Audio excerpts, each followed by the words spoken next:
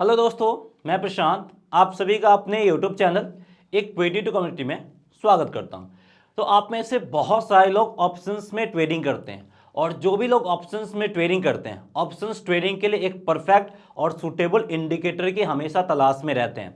तो आज मैं आपको इस वीडियो में बताने जा रहा हूँ top 5 powerful indicator for options trading, जो कि आपके ऑप्शंस ट्रेड को प्रॉफिटेबल बना सकता है। लेकिन पांचों इंडिकेटर का एक साथ इस्तेमाल नहीं करना है, आपको पांचों इंडिकेटर का अलग अलग टेस्ट करना है और देखना है कि आपके लिए कौन सा बेस्ट सुटेबल इंडिकेटर है, और जो भी आपके लिए बेस्ट सुटेबल इंडिकेटर है उसका इस्तेमाल करके आप अपने ऑप्शंस ट्रेड को प्रॉफिटेबल बना सकते हैं। तो चलिए समझते हैं कौन कौन सा टॉप 5 इंडिकेटर है फॉर ऑप्शंस ट्रेडिंग।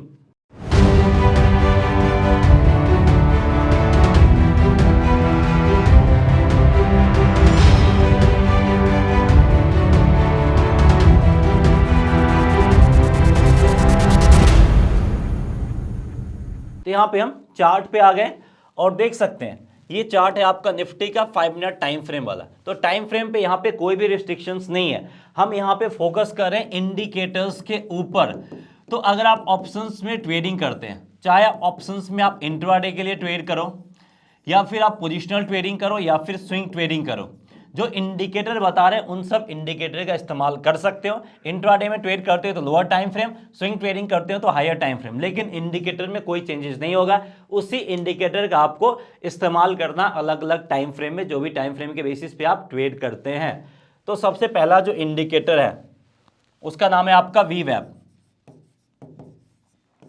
शायद आपने इसका इस्तेमाल भी किया होगा, लेकिन स्पेशली ऑप्शंस ट्रेडिंग में इसका कैसे इस्तेमाल करेंगे वो भी मैं आपको यहां पे बताने जा रहा हूं। तो सबसे पहले इसका इस्तेमाल हमें रेंज बाउंड मार्केट में नहीं करना, एक चीज आपको क्लियर समझ लेना है। इसका इस्तेमाल हमें करना स्पेशली ट्रेंडिंग मार्केट में, जब मार्केट में कोई एक ट्रेंड देखने को मिले। और यहाँ पे आज यानी 27 जनवरी की बात कर लेते हैं। और ये जो नेगेटिव ट्रेंड आया कब से आया? 25 जनवरी को देखने को मिला था और आज यानी 27 जनवरी को भी नेगेटिव ट्रेंड कंटिन्यू है। यानी मार्केट में एक ट्रेंड हमें क्लियर कट देखने को मिला और इस ट्रेंड में हम इसका इस्तेमाल कर सकते हैं। तो नेगेटिव ट्रेंड है तो हमें देखना है कि वीवैप को प्राइस एज अ सपोर्ट के रूप में ट्रीट करे या फिर रेजिस्टेंस के रूप में, वो देखने की जरूरत है। तो यहाँ पे देखिए वीवैप को एज अ रेजिस्टेंस के रूप में ट्रीट कर रहा है, तो उसके बाद प्राइस नीचे आया तो पहली बार रेजिस्टेंस मान के नीचे आएगा तो हम ट्रेड नहीं करेंगे। वापस से जब इसको रिटेस्ट करेगा, जैसे यहाँ पे रिटेस्ट करके फिर नीचे आए तो इस लेवल के आसपास हम सेल साइड की तरफ जा सकते हैं। और अगर आपको यहाँ पे अपॉर्चुनिटी नहीं मिलता है, वापस से फिर से आया और फिर से वीवैप को रिटेस्ट किया और एज ए रेजिस्टेंस के रूप में ट्रीट किया है, तो हम यहाँ पे फिर से सेल साइड की तरफ ट्रेडिंग पोजीशंस इनिशिएट करके इस गिरावट से प्रॉफिट बना सकते हैं। और यहाँ पे जिस भी स्ट्राइक प्राइस के आसपास हो रहा है स्लाइटली आईटीएम पे हम स्ट्राइक प्राइस को प्रेफर करेंगे।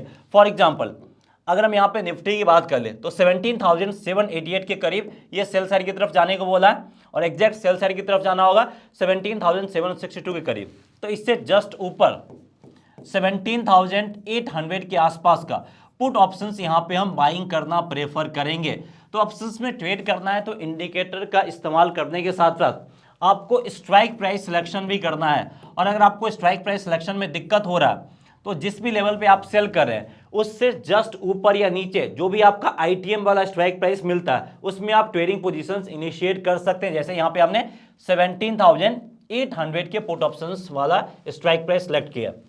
फॉर एग्जांपल यहाँ पे अगर हम सेल साइड की तरफ जाते हैं तो ये लेवल आपका बन रहा था 17,732 का, तो यहाँ पे हम क्या करते हैं 17,750 के पुट ऑप्शंस को बाइंग करना प्रेफर करते हैं, यानी तो 17,800 दोनों में से जो भी सुटेबल लग रहा है या फिर जहां पे हमें कम पैसा लग रहा है वो वाला हम यहां पे ऑप्शंस बाई कर सकते हैं।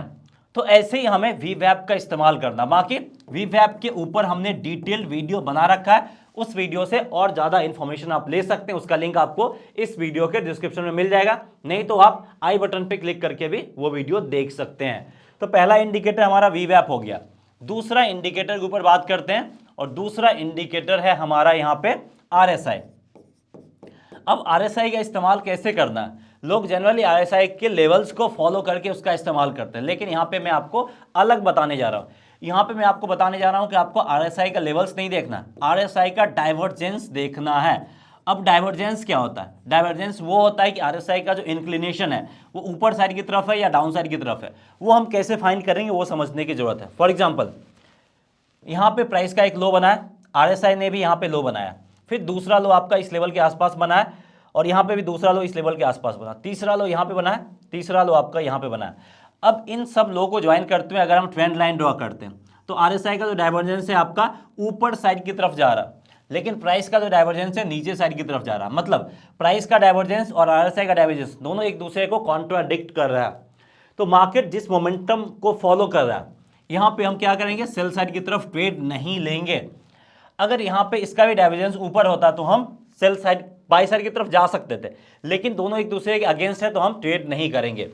अब इसके बाद हम क्या वेट करेंगे, बायर्स के आने का वेट करेंगे, बायर्स के एंट्री का वेट करेंगे। ये नहीं, हमें पता भी है कि बहुत जल्द आपका क्या होने वाला है, ट्रेंड में चेंज होने वाला, ट्रेंड रिवर्सल होने वाला है। तो देखिए एक ही चीज से हमें मल्टीपल चीजें के बारे में आइडिया मिल रहा है।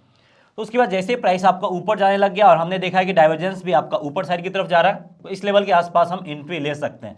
लेकिन यहाँ पे एक और चीज है कि हमें यहाँ पे डुअल कंफर्मेशन मिला है। जैसे ही रिवर्सल आया, इस कैंडल, इस कैंडल और इस कैंडल तीनों को अगर हम ज्वाइन करें तो क्या फॉर्मेशन हुआ है, यहाँ पे आपका एक कैंडलस्टिक पैटर्न भी सपोर्ट किया, मॉर्निंग स्टार कैंडलस्टिक पैटर्न का फॉर्मेशन किया है। नहीं भी करता फिर भी हम ट्रेड लेते हैं, तो इस लेवल के आसपास हम बाय साइड की तरफ ट्रेडिंग पोजीशन से इनिशिएट करेंगे, ये स्टॉप लॉस के रूप में काम करेगा। फिर इस अपसाइड मूव से हम अच्छा खासा प्रॉफिट बना सकते हैं। पहला टारगेट यहाँ पे रहता है और इस टारगेट प्राइस को इसने आसानी से हिट कर दिया है। तो ऐसे ही हमें क्या करना, आरएसआई इंडिकेटर का इस्तेमाल करना और वीवैप के बारे में बता ही दिया। तो ये दो पावरफुल इंडिकेटर है। इसके अलावा तीसरे इंडिकेटर के ऊपर हम बात करें, वो है आपका सुपर ट्रेंड। आपने इसका भी नाम सुना होगा।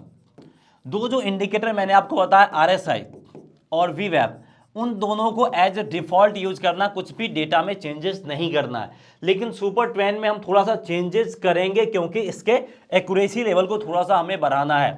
तो यहाँ पे क्या करेंगे, सुपर ट्रेंड के सेटिंग्स में जाएंगे और आपको ध्यान रखना है कि यहाँ पे आपको क्या डालना है, ATR लेंथ 7 एंड फैक्टर 1.5 डालना है। ये चीज कंपलसरी है, इसी के साथ आपको ट्रेड करने की जरूरत है। उसके बाद यहां पे भी हमें कब ट्रेड लेना है, ट्रेंडिंग मार्केट में ही आपको यहां पे ट्रेड लेना है। अगर मार्केट आपका रेंज बाउंड हो तो फिर आपको ट्रेड नहीं लेना है, सुपर ट्रेंड में भी। तो यहां पे आपका ट्रेंडिंग मार्केट पिछले 2 दिनों से है, तो देखिए हमें छोटा सा क्लोजिंग के टाइम पे बाय साइड की तरफ ट्रेड दिया था। और एक और चीज ध्यान देना कि इसमें हमने इनिशियल का 15 मिनट यानी 9:30 तक कोई ट्रेड नहीं लेना है। उसके बाद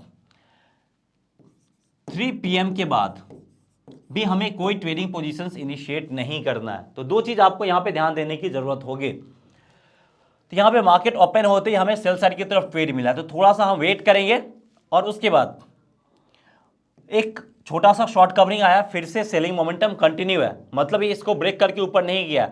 तो इस लेवल के आसपास हम क्या कर सकते हैं, सेल साइड की तरफ ट्रेडिंग पोजीशंस इनिशिएट कर सकते हैं।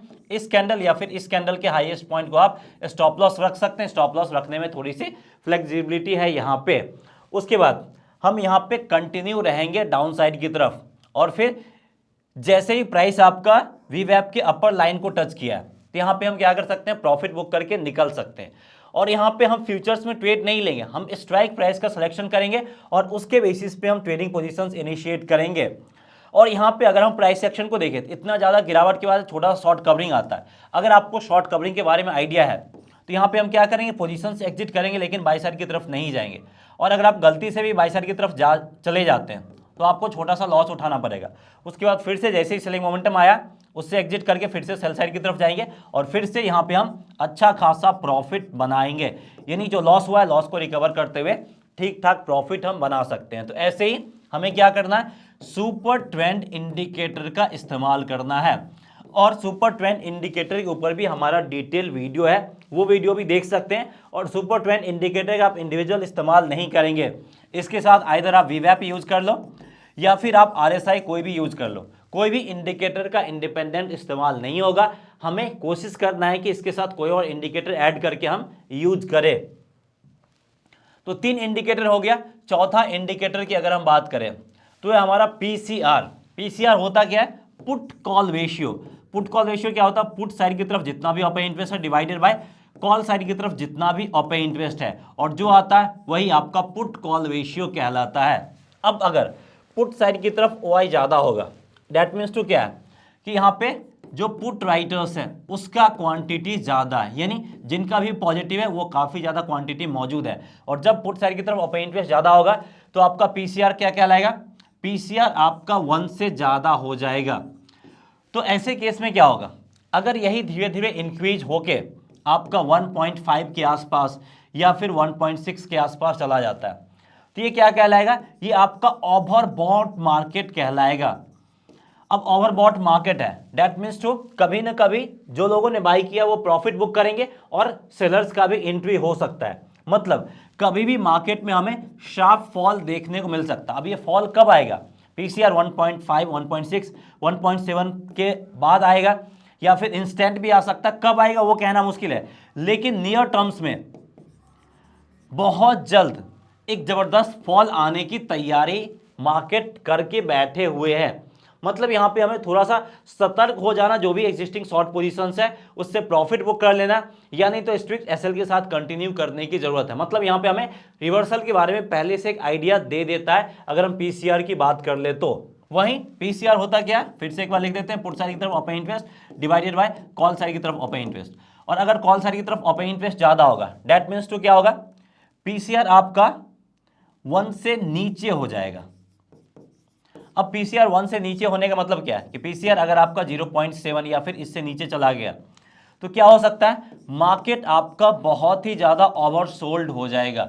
मतलब कभी भी जो लोग सेल किए हैं वो यहाँ पे शॉर्ट कवरिंग करेंगे और कभी भी यहाँ पे मार्केट में बायर्स एंट्री कर सकते हैं। इसलिए इस लेवल पे आने के बाद हम यहाँ पे रिवर्सल के लिए वेट करेंगे।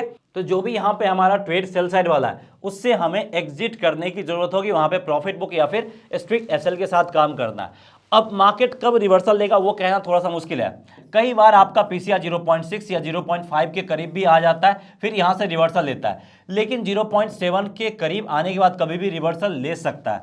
तो इसलिए बहुत ज़्यादा PCR निगेटिव और बहुत ज़्यादा PCR पॉजिटिव, ये हमें एक मार्केट का ओवरऑल सेंटिमेंट बताता है और उस सेंटिमेंट को फॉलो करके यहाँ पे हम आसानी से ऑप्शंस में ट्रेडिंग कर सकते हैं। तो अगर आप ऑप्शंस में ट्रेड लेते हैं तो आपको PCR के बारे में आइडिया होना जरूरी है। विदाउट PCR ऑप्शंस में ट्रेड करना मुश्किल होगा और प्रॉफिट बनाना भी काफ़ी ज़्यादा मुश्किल होगा। ये भी एक पावरफुल इंडिकेटर है जिसका इस्तेमाल करना, और इसके ऊपर भी हमारा डिटेल वीडियो है, लिंक डिस्क्रिप्शन मिल जाएगा, नहीं तो आप आई बटन पे क्लिक करके भी वो वीडियो देख सकते हैं।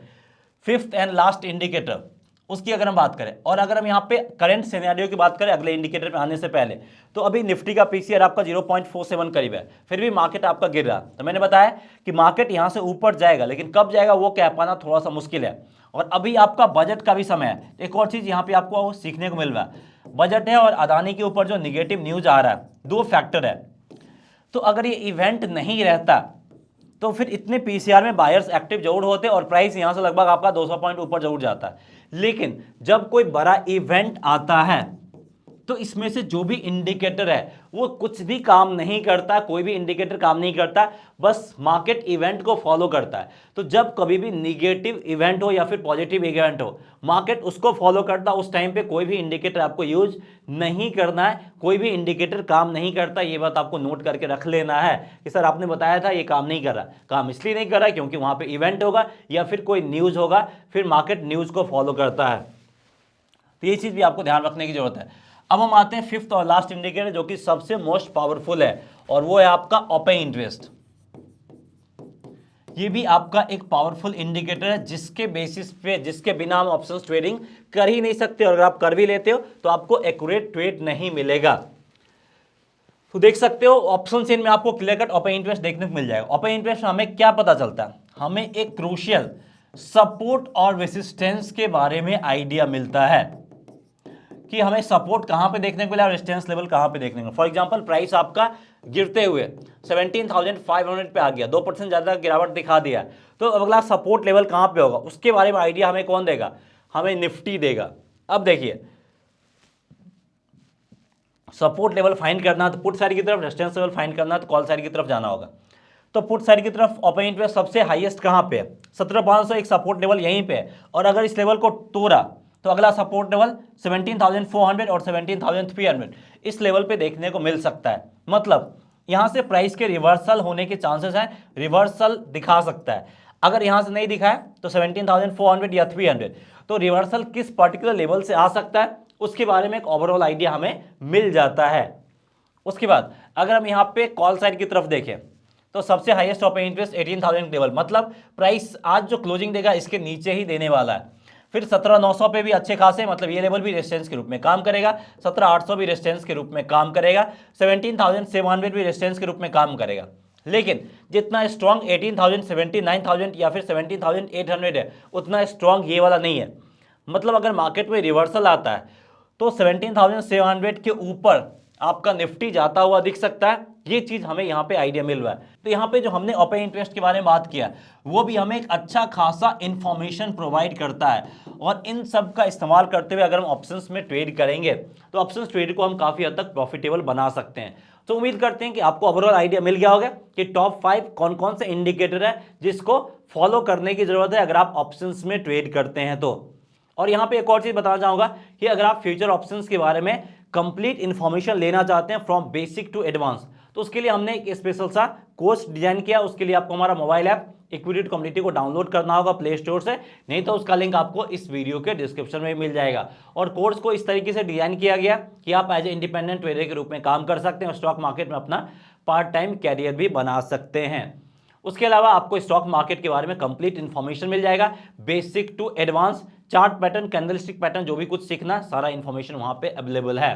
तो एक बार आप हमारा मोबाइल ऐप डाउनलोड करके जरूर विजिट कीजिए। कोर्स पसंद आता है तो आप उसको इनरोल कर सकते हैं।